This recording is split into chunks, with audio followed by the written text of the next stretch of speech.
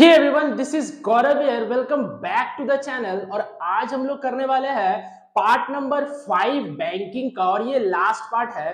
उम्मीद है 4 पार्ट आपको बहुत बेहतरीन तरीके से समझ में आ गया होगा। तो आज हम लोग स्टार्ट करेंगे पार्ट नंबर 5, जिसमें कि बात करेंगे कि इंस्ट्रूमेंट से कैसे करके सेंट्रल बैंक मनी को कंट्रोल करता है, क्रेडिट को कंट्रोल करता है इकोनॉमी में। तो चलिए वीडियो को स्टार्ट करते हैं। Let's begin.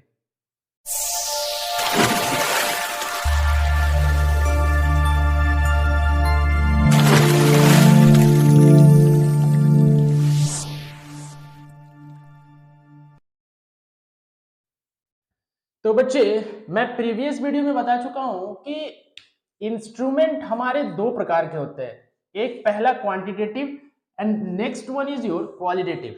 So under quantitative instrument there are 5 items. What are these, sir?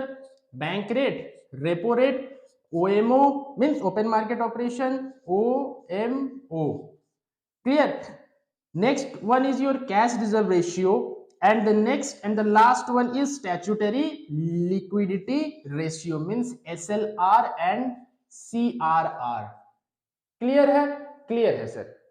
अब देखो होता क्या है। देखो इकोनॉमी का दो बीमारी होता है, मैंने कल भी बताया था। क्या?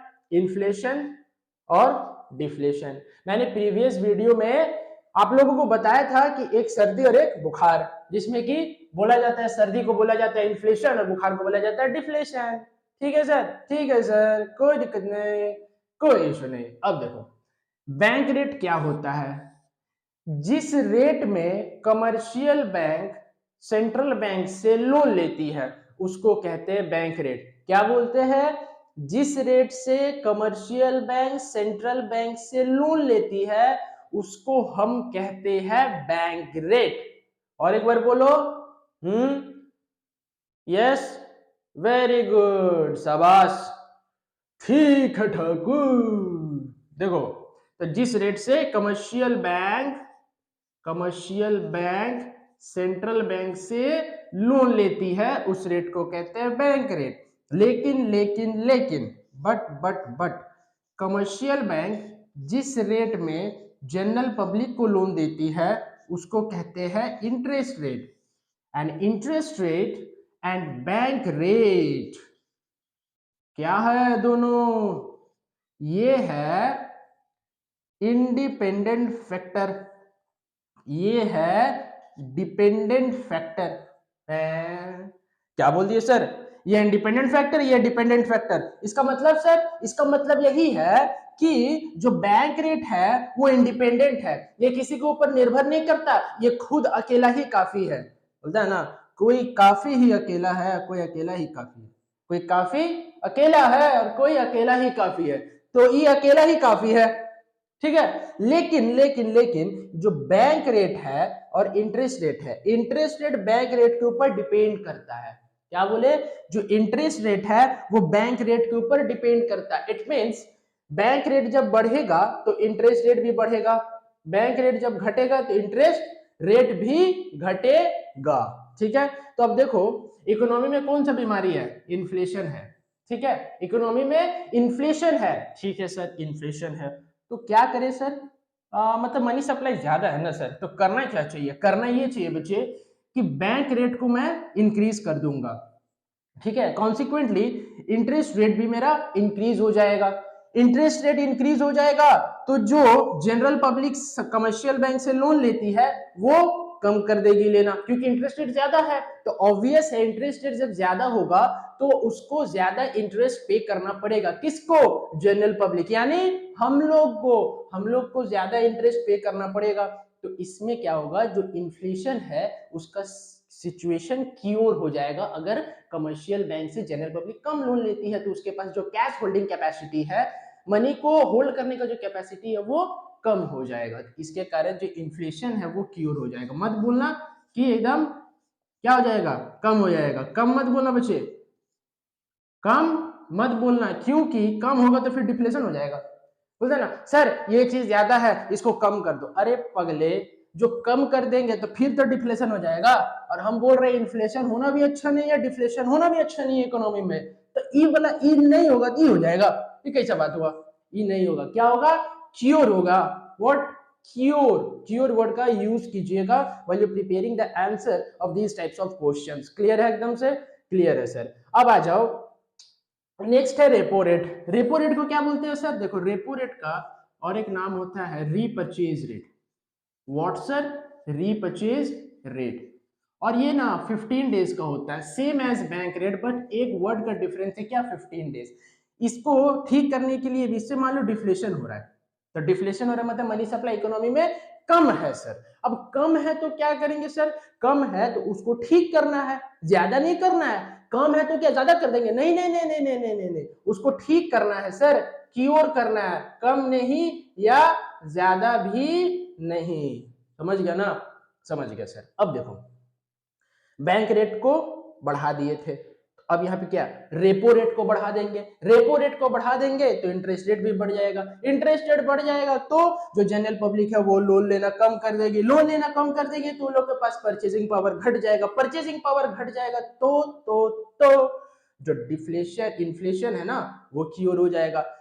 अब डिफ्लेशन में आओ, क्या होगा, अगर अगर अगर डिफ्लेशन हो रहा है, मनी सप्लाई कम है, तो रेपो रेट को हम घटा देंगे, रेपो रेट घट जाएगा तो मेरा इंटरेस्ट रेट भी घट जाएगा, इंटरेस्ट रेट घट जाएगा तो लोन ज्यादा लेगी जनरल पब्लिक, ज्यादा लोन लेगी जनरल पब्लिक तो उसके पास कैश होल्डिंग कैपेसिटी ज्यादा होगा कैश होल्डिंग कैपेसिटी, तो डिफ्लेशन का सिचुएशन इकोनॉमी में क्योर हो जाएगा, सही हो जाएगा, ठीक हो जाएगा। समझ गया, समझ गया। अब देखो, ओपन मार्केट ऑपरेशन क्या होता है sir, open market operation, OMO. OMO जो है वो purchase and sale of security है। क्या है sir, purchase and sale of security. Security को कब परचेज करेंगे इकोनॉमी से और कब हम सेल करेंगे इकोनॉमी में, इसको देखा जाता है ओपन मार्केट ऑपरेशन में। लेकिन जब इन्फ्लेशन होगा या डिफ्लेशन होगा तो ओपन मार्केट ऑपरेशन कैसे अपना काम करेगी, तो जरा सोचो बच्चे, इन्फ्लेशन है मींस मनी सप्लाई ज्यादा है, तो ज्यादा है तो हमको क्या उसको ठीक करना है। तो अगर हम परचेज करते हैं ना, हम परचेज किए तो हम पैसा देंगे इकोनॉमी में, हम आपसे कुछ सामान परचेज किए तो मैं आपको पैसा दूंगा ना, मैं आपसे पैसा ले नहीं सकता, तो बात तो वही रह गया, इकोनॉमी में तो मनी सप्लाई और ज्यादा हो गया क्योंकि मेरा जो कंट्रीब्यूशन इकोनॉमी में मनी का उससे तो इंक्रीज हो गया। लेकिन हमको क्या करना, उसको ठीक करना है, कम नहीं ठीक करना है, तो हमको क्या करना पड़ेगा, सेल करना पड़ेगा बच्चे। क्या करना पड़ेगा, हमको करना पड़ेगा सेल, सेल करना पड़ेगा, ना कि परचेज। परचेज नहीं करेंगे, सेल करेंगे, सेल करेंगे। ठीक है, अब देखो, सेल किए तो जो एक्स्ट्रा मनी है इकोनॉमी में उसको क्या, वो सोक कर लेगा, सोक कर लेगा गवर्नमेंट, तो सोक कर लेगा तो इन्फ्लेशन का सिचुएशन क्योर हो जाएगा, डिफ्लेशन में ठीक उल्टा, परचेज करेंगे मनी सप्लाई ठीक हो जाएगा जो कम है। ठीक है, परचेज कर लेंगे तो मनी सप्लाई ठीक हो जाएगा क्योंकि मनी सप्लाई तो कम है, तो परचेज जब करेंगे तो कम हो जाएगा। ठीक है, कम वाला ठीक हो जाएगा परचेज वाला में, और सेल वाला में क्या होगा, जब ज्यादा है मनी सप्लाई तो ठीक हो जाएगा। समझ में आ गया, समझ में आ गया सर। कैश रिजर्व रेशियो, बाप रे बाप, इतना बड़ा नाम है सर, कैश रिजर्व रेशियो। अरे कुछ नहीं है बच्चे, देखो बहुत इजी, बहुत इजी, एकदम 2 मिनट में सीख जाओगे। देखो, कैश रिजर्व रेशियो जो है एक ऐसा रेशियो बोलते हैं ना कि the percentage of demand deposits that the commercial bank have to keep with the RBI as a rule is called CRR. एक ऐसा परसेंटेज जिसमें कमर्शियल बैंक सेंट्रल बैंक के पास कुछ पैसा अपना जमा रखती है, उसको हम कहते हैं क्या, क्या कहते हैं, सीआरआर। वो रूल है, वो क्या है, वो रूल है, उसको रखना ही पड़ेगा। तो सर सीआरआर कौन फिक्स करता है, सीआरआर सेंट्रल बैंक फिक्स करता है बच्चे, सीआरआर सेंट्रल बैंक फिक्स करता है, कमर्शियल बैंक नहीं। तो अगर सर इन्फ्लेशन होगा, इन्फ्लेशन अगर इकोनॉमी में होगा तो सीआरआर को क्या करेंगे, इंक्रीज कर देंगे, सीआरआर को इंक्रीज कर देंगे, तो सीआरआर इंक्रीज हो गया। अच्छा अब क्या होगा जरा सोच के बताओ, सीआरआर जो इंक्रीज हो गया तो अब क्या हो सकता है, सीआरआर जो इंक्रीज हो गया तो देखो, सीआरआर जो इंक्रीज हो गया, अब इन्फ्लेशन कैसे क्योर हो सकता है।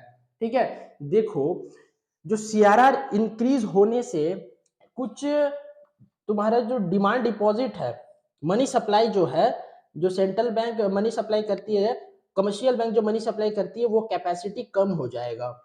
कमर्शियल बैंक के द्वारा जो मनी सप्लाई किया जाता है इकोनॉमी में, उसका कैपेसिटी कम हो जाएगा। तो कम हो जाएगा तो इन्फ्लेशन का सिचुएशन क्योर हो जाएगा। डिफ्लेशन में उल्टा, सीआरआर को घटा देंगे, मनी सप्लाई ज्यादा हो जाएगा, डिफ्लेशन का सिचुएशन क्योर हो जाएगा। समझ में आ गया। इन्फ्लेशन में बढ़ा देंगे, मनी सप्लाई का कैपेसिटी कम हो जाएगा तो इन्फ्लेशन का सिचुएशन क्योर हो गया। डिफ्लेशन में सीआरआर को घटा देंगे तो मनी सप्लाई का कैपेसिटी ज्यादा हो गया तो डिफ्लेशन क्योर हो गया। ठीक है। अब देखो एसएलआर, स्टैट्यूटरी लिक्विडिटी रेशियो, ये क्या है सर? स्टैट्यूटरी लिक्विडिटी रेशियो का मतलब होता है बच्चे कि जो तुम्हारा कमर्शियल बैंक है वो टोटल एसेट को अपने पास रखती है, टोटल एसेट को अपने पास वो जमा रखती है in the form of liquid money में, लिक्विड मनी में वो टोटल एसेट को अपने पास रखती है, उसी को कहते हैं एसएलआर। अब जैसे मान लो इन्फ्लेशन हो रहा है, during inflation in the economy, तो जो सेंट्रल बैंक है वो स्टैट्यूटरी लिक्विडिटी रेशियो को मींस एसएलआर को वो इंक्रीज कर देगी, बढ़ा देगी, जिससे क्या होगा कि जो तुम्हारा कैश होल्डिंग कैपेसिटी है कमर्शियल बैंक के पास, कैश होल्डिंग कैपेसिटी जो कमर्शियल बैंक के पास है वो उसके पास कम हो जाएगा, तो कम हो जाएगा तो इन्फ्लेशन क्योर हो जाएगा।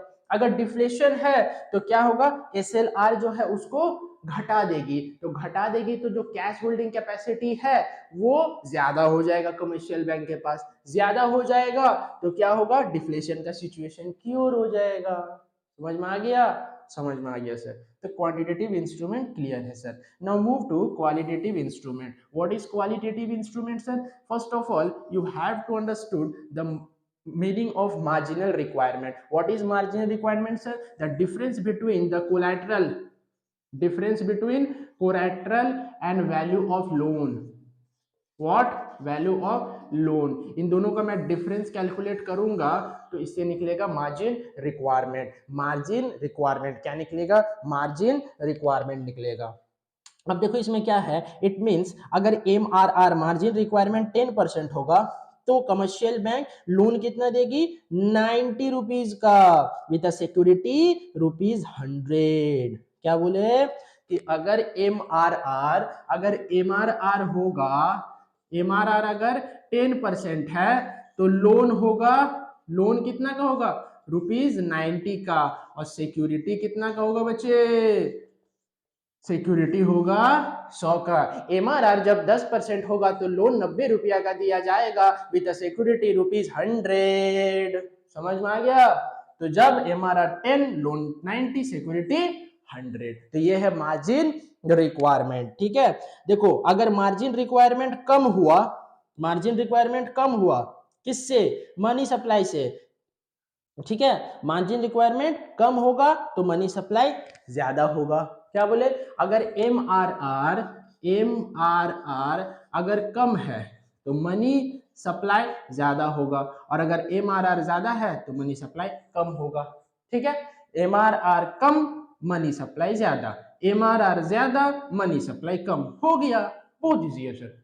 अब देखो क्रेडिट रैशनिंग, ये क्या है सर? सेंट्रल बैंक कुछ कोटा फिक्स करती है कमर्शियल बैंक के लिए, और वो कोटा को कमर्शियल बैंक क्या नहीं कर सकती है, क्या नहीं कर सकती है, तोड़ नहीं सकती है। जब वो लोन ग्रांट करेगी जनरल पब्लिक को, सेंट्रल बैंक कमर्शियल बैंक के लिए कुछ कोटा फिक्स करती है, और उस कोटा को वो क्या तोड़ नहीं सकती है। कौन? कमर्शियल बैंक, जब वो लोन को ग्रांट करेगी जनरल पब्लिक को। ठीक है।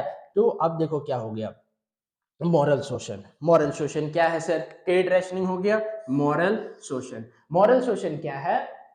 मॉरल शोषण क्या होता है कि सेंट्रल बैंक परसुएड करती है, उसको मजबूर कर देती है, किसको, कमर्शियल बैंक को, टू फॉलो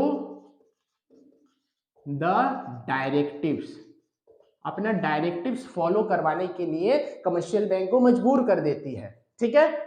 और कोई भी कमर्शियल बैंक सेंट्रल बैंक का डायरेक्टिव्स को अनफॉलो नहीं करता है। क्यों? उसका हेड बैंक है। अगर कोई घर का हेड मेंबर है जिनका बात सब कोई मानता है, अगर वो एक बार बोल दिया नहीं जाना बाहर आज तुमको, तो तुम जा पाओगे? नहीं जा पाओगे। क्यों? क्योंकि आप उनको रिस्पेक्ट करते हो, आप उनका डायरेक्टिव्स पे चलते हो, आप उनके प्रिंसिपल्स पे चलते हो, आप उनके सिद्धांतों पे चलते हो। इसीलिए कोई भी कमर्शियल बैंक उनका डायरेक्टिव को अनफॉलो नहीं करता है। किसका? सेंट्रल बैंक का।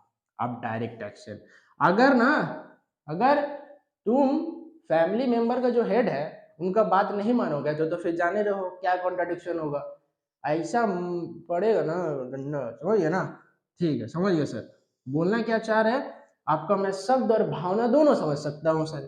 तो देखो डायरेक्ट एक्शन का मतलब क्या होता है कि अगर आप उसका डायरेक्टिव्स को फॉलो नहीं करते हो तो वो डायरेक्ट एक्शन लेगा कोई पर्टिकुलर कमर्शियल बैंक के ऊपर जो फॉलो नहीं कर रहा है, बाय कैंसिलिंग देयर लाइसेंस। उसका लाइसेंस को ही वो क्या कैंसिल कर देगी। कौन? Central bank. कब? अगर कोई कमर्शियल बैंक उनका प्रिंसिपल्स को नहीं मानता है तब। समझ गए? समझ गए। क्लियर है सर? पूरा क्लियर है सर? नहीं क्लियर है सर? कमेंट बॉक्स में कमेंट करो मेरे को, सर ये पार्ट नहीं समझ में आया, मैं ट्राई करूंगा आपको समझाने का। तो आज के लिए इतना ही, और मैं नेक्स्ट वीडियो न्यू चैप्टर पे जल्द ही लाऊंगा। कुछ इंपॉर्टेंट क्वेश्चन भी मैं बताऊंगा इकोनॉमिक्स से। तो बच्चे डरो मत, रिवाइज करते रहो, ज्यादा से ज्यादा रिवाइज करो। Repetition is the mother of learning. मैं बार बार बोलता हूँ, रिपीट करते रहो, रिवाइज करते रहो, ठीक है। तो मिलते हैं नेक्स्ट पार्ट में, तब तक के लिए अच्छे बच्चे बन के रिवीजन करते रहो। Bye bye, take care, thank you.